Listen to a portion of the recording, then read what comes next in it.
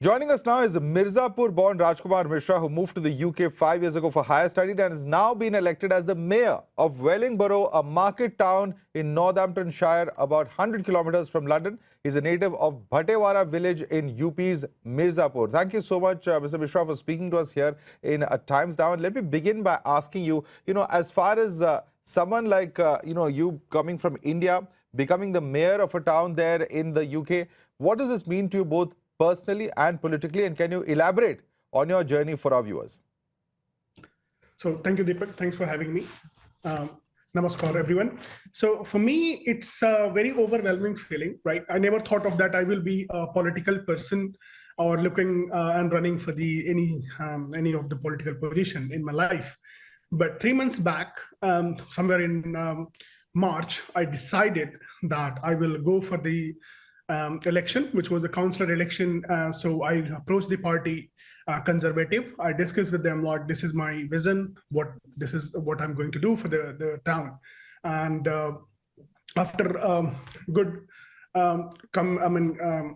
communication and conversion, we discussed, and the party decided to give me the ticket.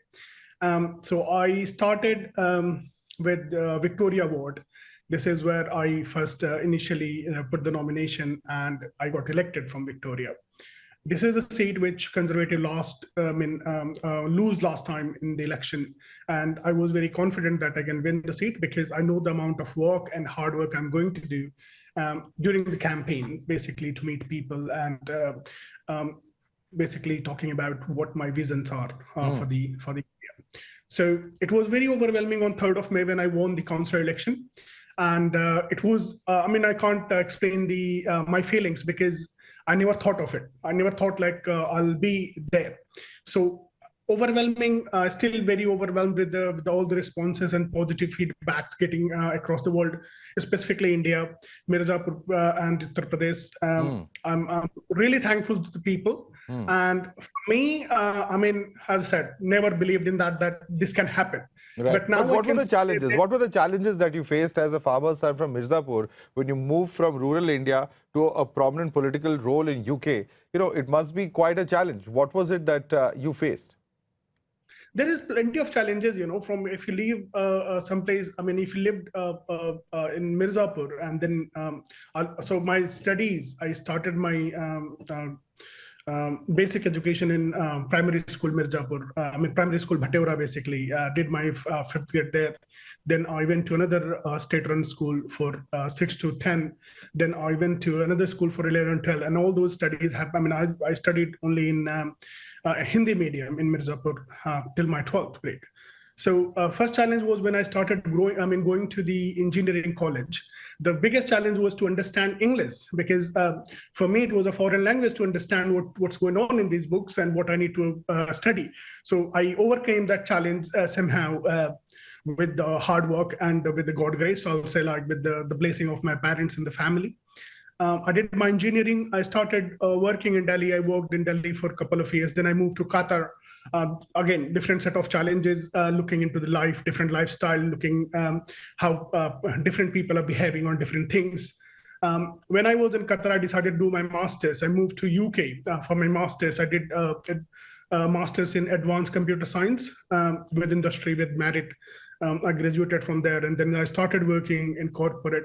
So for me, the challenges were always there. Wherever I went, there was a challenge with the language, there was a challenge with the culture, there was a challenge with acceptance, because you coming from a different country and being a political person now, it's not easy in regards to acceptance in the society. But somehow, I think the British people saw the potential that this guy can make a difference and can help them to make a town better.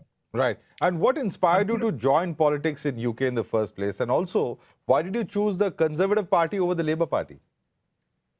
So I think my thoughts much more aligned with the Conservative Party, right? So I chose them to go for it.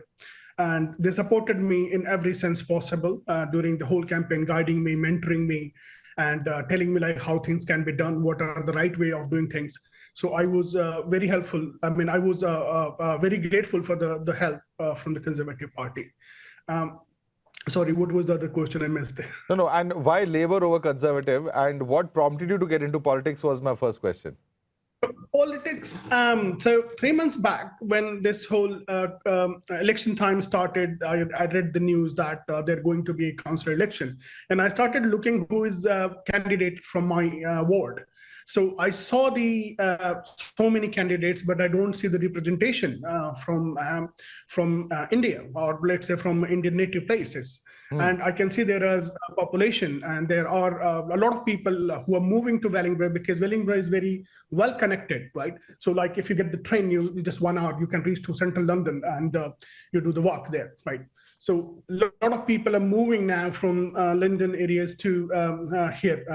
And there is a lot of different prospect coming around the Wellingborough, which will make it big in coming next 5 years. And it's interesting you mentioned the large number of Indians there. And how is your connect in that sense? How do you plan to reach out to the community? And how did your Indian upbringing and cultural background, particularly the values, influence your leadership style as well, your perspective? So my leadership style was always to ask the questions. Ask the questions. And don't be afraid to ask the question, right? Because if you're not going to ask the question, no one is going to answer those for you, because they don't know the question. So for me, I started meeting the people, going door to door during the campaign. So it was a huge work. You can imagine like going to 4,000 doors, knocking them, and talking to them, every one of them, asking like, okay, what are the problems? What do you think we need to improve? And what sort of things which was done in the past, but it's not working anymore, right? Being in a developed country, there are plenty of things which is done for the welfare, but at the same time, there is always room for improvement. And this is where I come, because I'm much more into what I can do better than what already exists. Right. So I work with communities till now, talking to the people. I'm meeting the residents associations of different part, meeting the members and residents, and talking to them on daily basis, understanding what can be done to improve your life, be it making the park better, maybe making the schools better, making the streets safer, and all those things of that. Be it the planning part of the town council and everything, that we need to sit down and look into what can be better for the people. Because I essentially believe, and I strongly believe on this, that whatever we do in public life, be it a journalist like yourself or myself, politician, we all work for the people. Right. So we are trying to do things better than yesterday. And this is where I come, and my motivation toward getting things better got me here. So after the council election, there was internal voting for the mayors. So it was a challenge to convince everyone to vote for you, considering only Hindu and only Indian in the council, talking about how things can be done differently, what they have done. Right. And do you think that Indians are adequately represented? Because, there's been one point of time, of course, we have seen several of our, or several Indians in the UK Parliament. But, when it comes to mayors, large number of Pakistanis, for instance, who've actually been mayors in different parts of UK. Do you think there's been adequate representation of Indians in that sense?